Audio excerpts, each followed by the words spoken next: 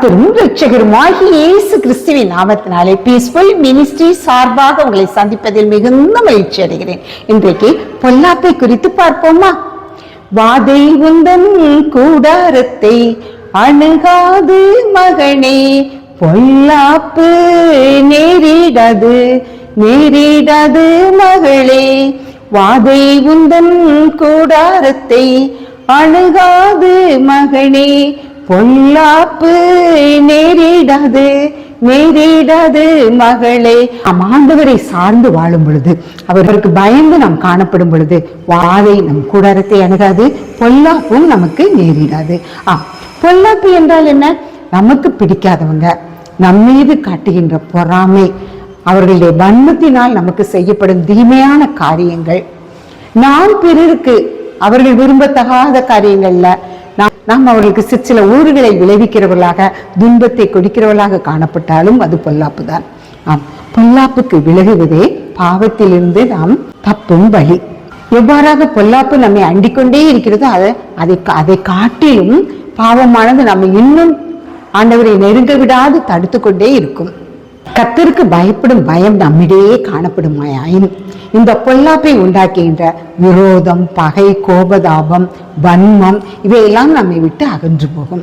நாம் அவருக்கு பயந்திருக்கும் பொழுது அவருடைய கிருபை நம்மை சூழ்ந்து கொண்டு பொல்லாப்பின்றி நாம் விக்கினமின்றி இந்த உலகத்துல நாம் வாழ முடியும். யாத்திராகமம் 1ஆம் அதிகாரத்துல யோசேப்பை அறியாத ஒரு ராஜா தோன்றினார். அவர் இஸ்ரவேல் ஜனங்கள் பெருத்திருக்கிறதை பார்த்து பயந்தவராக, யாரேனும் நமக்கு எதிராக யுத்தம் பண்ண வரும் பொழுது இந்த இஸ்ரவேல் ஜனங்கள் அவர்களோடு சேர்ந்து நம்மை மேற்கொண்டு விடுவார்கள், அதனால் இவர்களை நாம் அடக்கி ஒடுக்கி வைக்க வேண்டும் என்று விரும்பியவராக, எதிரே மருத்துவ சீட்ட நீங்க அவங்களுக்கு ஆண் குழந்தை பிறந்ததானா கொன்றுபடுங்கள், பெண் குழந்தை பிறந்ததானால் அதை உயிரோடு வைத்துக் கொள்ளுங்கள், நான் சொன்ன கட்டளைப்படி நீங்க நடக்கணும்னு சொல்லி அவங்களுக்கு கட்டளை கொடுத்தவனாக அந்த பார்வோன் ராஜா காணப்பட்டார். ஆனா இந்த மருத்துவச்சிகள் பூவாய் சிப்பிரால் ஆண்டவருக்கு பயந்தது நிமித்தமாக அவங்க அந்த விதமான காரியங்களை செய்யாதவர்களாக காணப்பட்டார்கள். அப்பொழுது பார்வோன் ராஜா மருத்துவச்சியை கூப்பிட்டு, நீங்க ஏன் இப்படி செய்றீங்க? நான் உங்களுக்கு ஆண் பிள்ளையா இருந்தா கொன்று போடணும்னு சொன்னேனே அப்படின்னு சொல்லும் பொழுது, இந்த பொல்லாப்பு தன்மேல் சுமராத வண்ணம் அவர்கள் ஞானமாக பார்வோன்ட்ட பதில் சொன்னாங்க. நாங்க அவங்க பிரசவிக்கிறதுக்கு போகுவதற்கு முன்பாகவே அவங்க குழந்தையை பிரசவித்திருந்தாங்க, அதனால எங்களால ஒண்ணும் செய்ய முடியல அப்படின்னு கடவுளுக்கு பயந்த ஸ்திரீகளாக பேசுறாங்க. இந்த காரியத்தை நாம் குறித்து பார்க்கும் பொழுது, பொல்லாப்புக்கு விலகி அந்த மருத்துவச்சிகள் கைப்பட்ட கொலைபாதகத்திற்கு தங்களை விலக்கி, பொல்லாப்புக்கு விலக்கி தங்களை காத்து கொண்டனர். யாருக்கு தெரிய போகுது நம்ம ரகசியமா செய்யற பாவம் அப்படின்னு நினைச்சிட்டு நம்ம பாவத்துக்கு மேல பாவம் செய்து கொண்டே இருந்தால் ஒரு நாள் நியாய தீர்ப்பு வரும். அன்று எல்லாரும் முன்னிலையும் ஆண்டவர் நம்மிடத்துல கேள்வி கேட்பார். அப்பொழுது நாம் வெட்டி தலைகுனிய வேண்டிய சூழ்நிலை காணப்படும். இப்படிப்பட்ட சூழ்நிலைக்கு நாம் ஆளாதவனம் கர்த்தருக்கு பயந்து பொல்லாப்பான காரியங்களை விட்டு விலகி நாம் வாழ்வோமே ஆனால் நாம் வெற்றிகரமாக நம்முடைய ஜீவியத்துல இப்படிப்பட்ட பொல்லாப்பான காரியத்துக்கு நாம் ஞானமாய் விலகி ஆண்டவருக்கு பயந்து காணப்படுவோம். ஆனால் பாவமர கழுவப்பட்டு சுத்திகரிக்கப்பட்ட பிள்ளைகளாக நாம் காணப்படுவோம். யோபை குறித்து ஆண்டவர் இப்படியாக சாட்சி சொன்னார். அவன் தேவனுக்கு பயந்தவனும் பொல்லாப்புக்கு விலகியவனுமாய் காணப்பட்டாங்க. ஆனால் நம்மை பார்த்து ஆண்டவர் எப்படி சொல்வாரா? நம்முடைய சாட்சி எப்படிப்பட்டதாக காணப்படுகிறது? சற்று யோசித்து பார்ப்போம். இதே போல மார்க் 6ஆம் அதிகாரத்துல யோவான் ஸ்நானகன் மனம் திரும்புதலுக்கேற்ற ஊழியம் செய்கிறவனாக காணப்பட்டான். ஒரு சமயம் அவன் ஏரோதுவை பார்த்து, தம்பி மனைவியாகிய ஏரோதியாலை வைத்திருப்பது பாவமான காரியம் என்று சுட்டி காட்டினான். கேள்விப்பட்ட ஏரோதியால் எப்படியாவது இவனை கொலை செய்து விட வேண்டும் என்று கங்கணம் கட்டிக்கொண்டு பொல்லாப்பாய் சிந்தித்துக் கொண்டிருந்தாள். ஆனால் ஏரோது யோவான் சார்ந்த கிரியைகளை கண்டு பயந்தவனாக அவனை கொலை செய்யாது அவனுடைய சிறைச்சாலையில் வைத்தார். ஒரு சமயம் ஏரோதுடைய ஜனன நாள் கொண்டாடினார்கள். அன்று ஏரோதியாலின் மகள் மிகவும் அழகாக நடனமாடி அனைவரையும் கலிகூற பண்ணினார். அப்பொழுது ஏரோது ராஜா, நீ என்ன கேட்டாலும் நான் உனக்கு தாரேன், நீ ராஜ்யத்தின் பாதியை கேட்டாலும் நான் உனக்கு தருவேன் அப்படின்னு சொல்றாரு. இதை கேட்ட மாத்திரத்துல அந்த பிள்ளை தன்னுடைய தாயார்கிட்ட போய், அம்மா நான் என்ன கேட்கணும் அப்படின்னு கேட்கிறான். உடனே அவ சொல்றா, அவளுடைய இருதயத்துல அந்த யோவான் ஸ்நானகனை குறித்த பொல்லாப்பு அதிகமாய் காணப்பட்டபடியால் நீ யோவான் ஸ்நானகனுடைய தலையை கேளு அப்படின்னு சொல்றான்.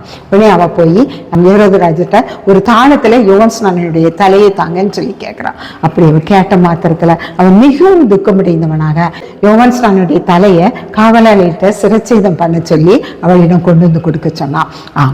ஏரோதியாளுடைய பொல்லாப்பு, அவளுடைய விரோதம், மன கடினத்தின் நிமித்தமாக தன்னுடைய மகளையே கொலைபாதக குற்றத்துக்கு ஆளாக செய்தாள். தன்னுடைய இருதயத்தின் பொல்லாப்பை நிறைவேற்றினவளாகவும் காணப்பட்டாள். அன்று பூவால் சிப்பிரால் என்ற மருத்துவச்சிகள் தேவனுக்கு பயந்து பொல்லாப்புக்கு விலகுகிறவர்களாக காணப்பட்டார்கள். ஆனால் ஏரோதியாலோ தேவனுக்கு பயமின்றி தன்னை கடிந்து கொண்டான் என்ற ஒரே காரணத்தின் நிமித்தமாக யோவான் ஸ்நானகனுக்கு பொல்லாப்பு செய்கிறவர்களாக காணப்பட்டார்.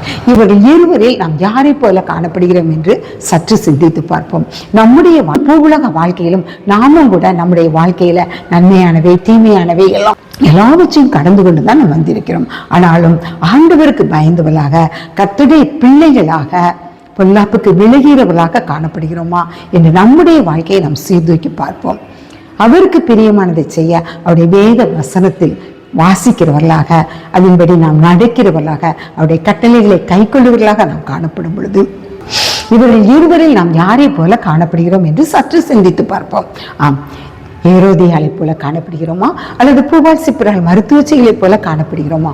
நம்முடைய வாழ்க்கையில ஆண்டவருக்கு பயந்த பிள்ளைகளாக, விசுவாசிகள் என்ற அந்த அந்தஸ்தை நாம் விட்டு கொடுக்காதவர்களாக, பூரண சற்குணராக ஆண்டவருடைய சமூகத்துல நம்ம காணப்படத்தக்கதாக பொல்லாப்பை நாம் விட்டு விலகிறவர்களாக காணப்பட ஆண்டவர் நமக்கு கிருபை செய்வாராக. ஆண்டவர் தாமே இந்த வார்த்தைகளை ஆசீர்வதிப்பாராக. ஜெபம். எங்களை அளவில்லாமல் நேசிக்கிற அருமையான தகப்பனே, நன்றியோடு துதிக்கிறேன், சோஸ்தரிக்கிறேன், வணங்குகிறேன் அப்பா. விசேஷமாக பொல்லாப்பான காரியங்கள் அப்பா, மற்றவர்கள் மீது கோபதாபம் கொண்டு விரோதமாக வன்மத்தை வைத்துக்கொண்டு நாங்கள் செயல்படாத பிள்ளைகளாக உமக்கு பிரியமானதை செய்ய எங்களை நீர் பணிந்து கொள்ளும் அப்பா. எங்கள் ஒவ்வொருவரையும் உடைய பரிசுத்த இரத்தத்தினாலே கழுவி பாவம் வர கழுவப்பட்டவர்களாக சுத்திகரிக்கப்பட்டவர்களாக காணப்பட எங்களை நீர் பாத்திரவான்களாக்கும். உண்மைக்கே பிரியமான ஜீவியம் செய்ய அப்பா, ஞானமாய் பூவால் சிப்பிரால போல நாங்கள் நடந்து கொள்ள எங்களுக்கு நீர் அனுக்கிரகம் வேணும். எங்கள் அனைவரையும் உடைய கரத்தில் ஒப்பு கொடுக்கிறோம். நீர் பொறுப்படுத்த வழி நடத்தும். நன்மையான எந்த ஈவும் பரத்திலிருந்து உம்மிடத்தில் நாங்கள் பெற்றுக்கொண்டவர்களாக வாழ எங்களுக்கு கிருபை செய்யும். இயேசுவின் மூலம் ஜெபங்களும் நல்ல பிதாவே. ஆமேன், ஆமேன்.